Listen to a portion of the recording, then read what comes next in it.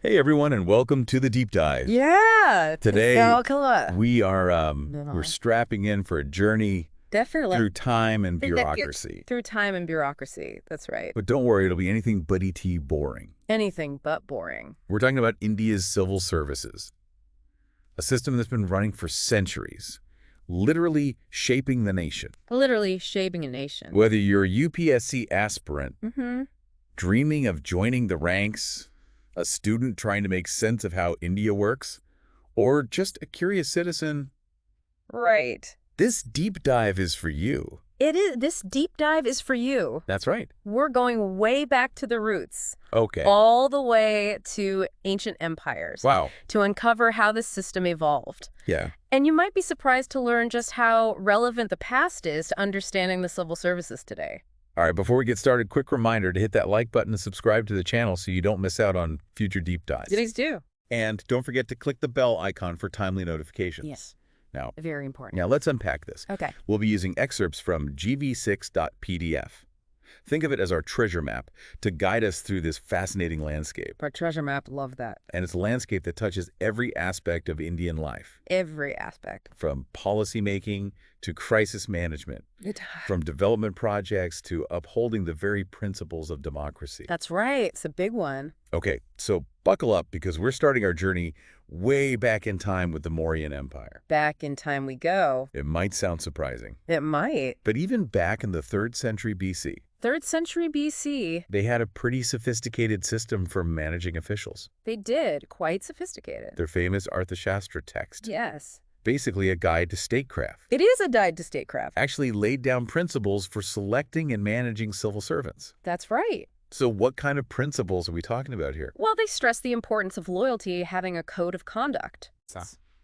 Think of it as an early version of today's ethics guidelines, Interesting. and even had methods for performance evaluation. Wow. It's amazing how some of those ideas are still relevant today. It really is. It's like they were laying the groundwork for a system that would last for centuries. They were very forward-thinking. And speaking of lasting legacies, let's fast forward a bit to the Mughal Empire, another period that left a lasting impact on India's administrative DNA. Absolutely. Akbar the Great, Yes. known for his vision and administrative skills, established a system that was way ahead of its time. Really? He actually focused on using the civil service to promote welfare and regulation, a pretty progressive concept even by today's standards. Wow. So it wasn't just about collecting taxes and maintaining order. Not at all. Akbar's system emphasized things like land revenue management, maintaining a strong centralized state, Okay. and ensuring a certain level of social welfare. Yeah. You can definitely see echoes of this in the modern Indian civil services role in development and policy implementation. So even though we're talking about empires and emperors, these ancient systems actually laid the foundation for many of the principles we see in the Indian civil service today. That's right. It's fascinating how much continuity there is despite all the changes India has gone through over the centuries. A lot of continuity. It really speaks to the enduring nature of some of these core administrative ideas. It does, enduring indeed. But of course, we can't talk about the evolution of the Indian civil service without addressing the elephant in the room, or rather, the Raj in the room. The British colonial period. Yeah, the Raj in the room, that's a good one. Right, because the British Raj brought some pretty significant changes to the system, transforming it into what they dramatically called the steel frame of their administration. Dramatic indeed. That term steel frame is so revealing, isn't it? It is. It speaks volumes about their mindset, the emphasis on strengths, structure, and control. unyielding control. Control, They yes. saw the civil service as the backbone of their rule, the essential structure holding everything together. Holding it all together, the steel frame. And they really went about reshaping the system to fit their needs, didn't they? They did. They had their own ideas. One of the key figures was Warren Hastings, who back in 1772 1772. created the role of the collector. The collector. And you still see that position in the Indian administrative system today. We do. The collector was basically in charge of revenue collection and administration at the district level. That's right. Think of it as a crucial link between the central government and the people. A crucial link. It's amazing how some of these structures have persisted for so long. I know, it's remarkable. And then came Lord Cornwallis, who implemented reforms that separated the revenue administration from the judicial administration.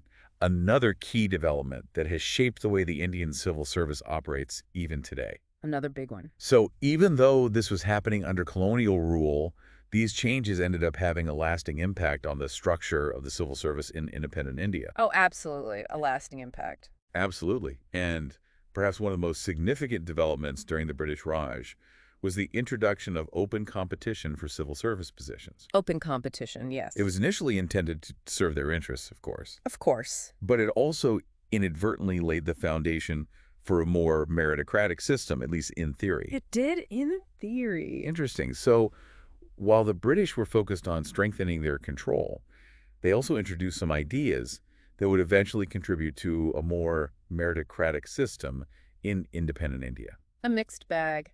It's like a double-edged sword in a way. It is a double-edged sword. And that leads us to 1947, India's independence. A pivotal moment. Now imagine the momentous decisions that had to be made at that time. Oh, so many decisions. One of the big ones was what to do with this legacy of the British Raj, especially the civil service. Big question. Right, because they could have chosen to scrap the whole system and start from scratch. A clean slate. They could have. Mhm. But in a remarkable decision, they opted to retain and adapt the existing civil service structure. They adapted it. Wow, so they essentially took this system that had been designed to serve British interests and repurposed it to serve the needs of an independent India. Repurposed it. That's a good way to put it. That's a bold It move. was a bold move. It was, and this decision led to the creation of what we now know as the All India Services, The All India Services. the IAS, IFS, and IPS. Or AFS and IPS. That's right. Think of these as the elite forces of Indian administration, The elite forces. and they're involved in pretty much everything, right? They are. From policy making to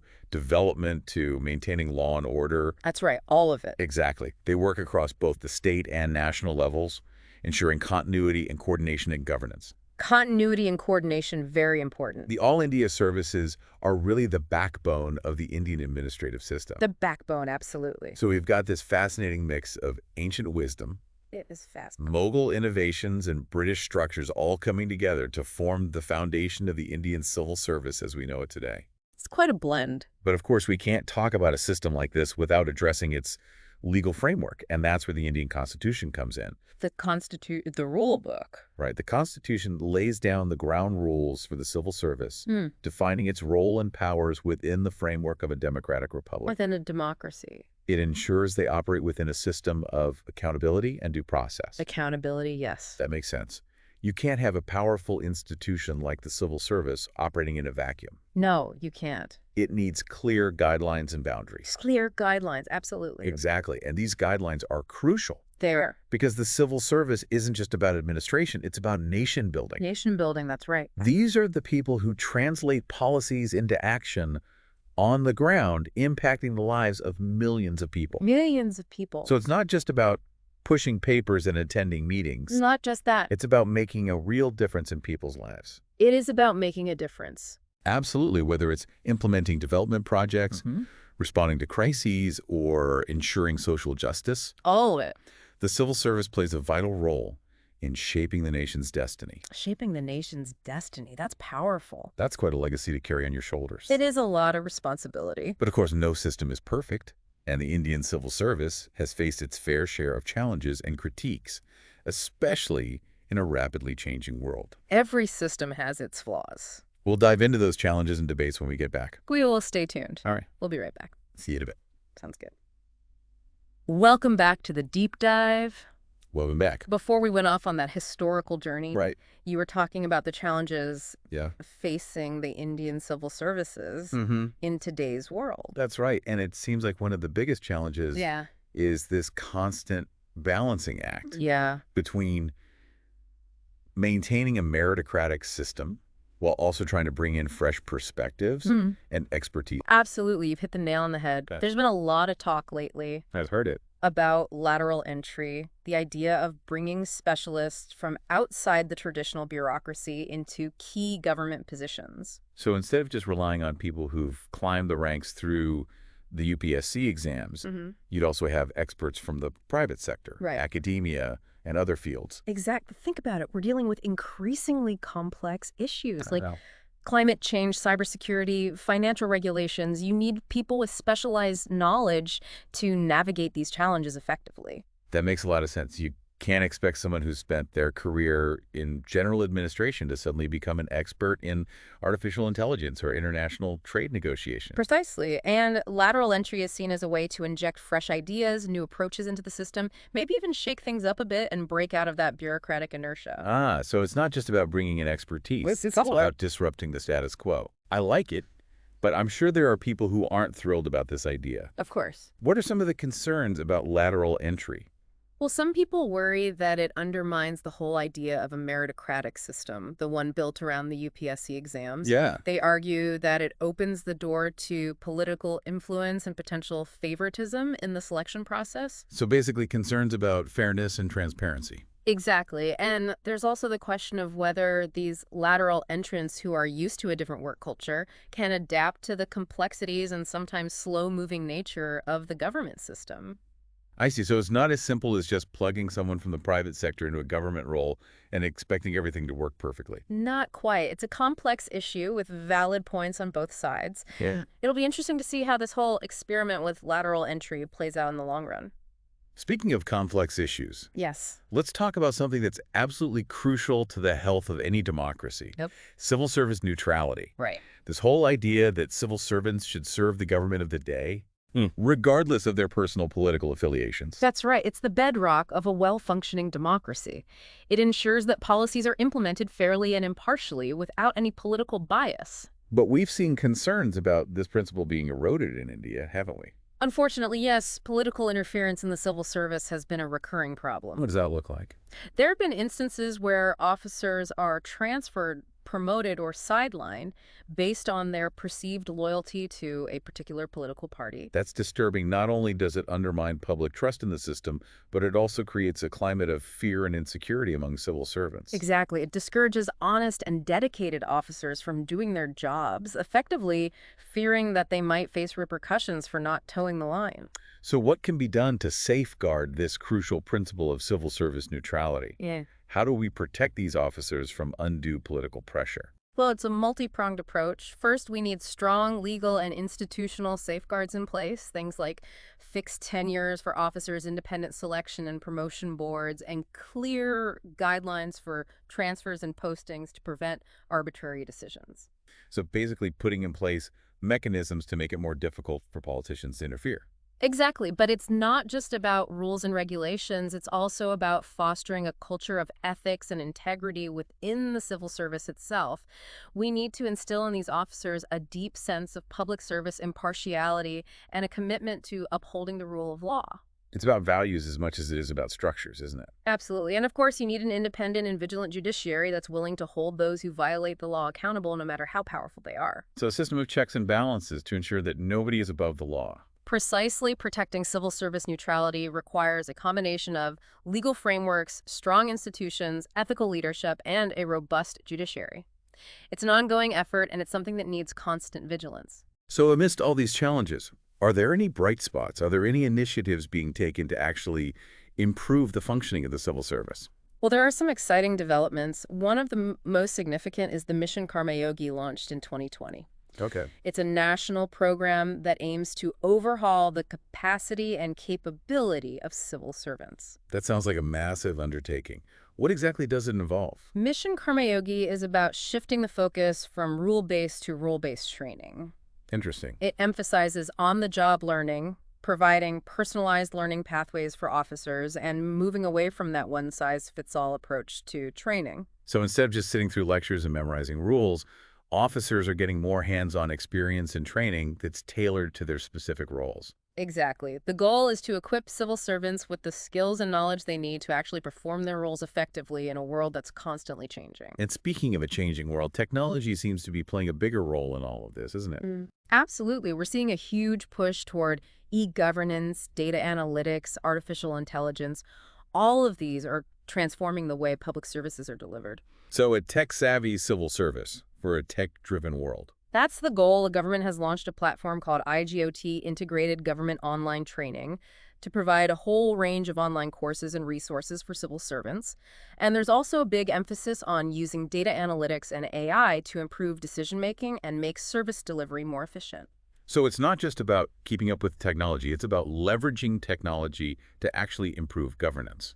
Precisely, these initiatives reflect a recognition that the civil service needs to embrace technology and innovation if it wants to remain relevant and effective in the 21st century. We've covered a lot of ground in this deep dive. Sure. From the historical evolution of the Indian civil services to the challenges it faces in the modern era. It has been quite a journey. We've talked about the need for both continuity and change, Yes. for balancing tradition with innovation. Tradition and innovation. It's been quite a journey exploring the complexities of this vital institution, It has. one that's deeply intertwined with the fabric of India itself. Deeply intertwined. And before we move on to our final thoughts, we want to take a moment to acknowledge the dedication and hard work of India's civil servants. Absolutely. They often operate under immense pressure, facing scrutiny from all sides. Yet they continue to play a crucial role in upholding the democratic values and serving the needs of a billion people. It's a tough job. It's a demanding job, but one that's absolutely essential for the functioning of the nation. Essential indeed. It really is. We've talked about the past, the present challenges. But what about the future? What trends will shape the Indian civil services in the years to come? Well, one thing is for sure, technology is going to play an even bigger role. We're already seeing the rise of e-governance, data analytics, even artificial intelligence being used to deliver public services. So a more digital, data-driven bureaucracy. What does that mean for the actual civil servants? It means adapting or getting left behind. They'll need new skills, being comfortable with technology, analyzing data, knowing how to use these digital tools. Effectively, the days of just pushing papers are fading fast. Makes sense. You can't run a 21st century government with 20th century methods. But beyond tech, what other big shifts are on the horizon? The problems themselves are getting more complex. Climate change, urbanization, globalization. These aren't things you solve in isolation. Civil servants will need to be more collaborative, working across departments, even across sectors. So less siloed thinking, more big picture thinking. Exactly, and that requires adaptability, flexibility, comfort with teamwork. The role is becoming even more demanding. Which is why all those training programs we talked about are so important. It's not just about knowledge anymore. It's about constantly evolving. Right, we're seeing a shift from just classroom lectures to more hands-on learning, leadership training, even a focus on ethics and citizen centricity. It's about shaping a new generation of civil servants. Confident, compassionate A&D, committed serving the people. That's a tall order. But it sounds like the future of India depends on it. It does, attracting the right talent, nurturing that talent, creating a work environment that encourages innovation and public service. That's the key. We've covered a lot of ground in this deep dive. It's been a fascinating look into the heart of India's governance, its past, the present struggles, and this glimpse into what lies ahead. The Indian civil services have such a rich history, and they continue to play a vital role in shaping the destiny of over 1 billion people.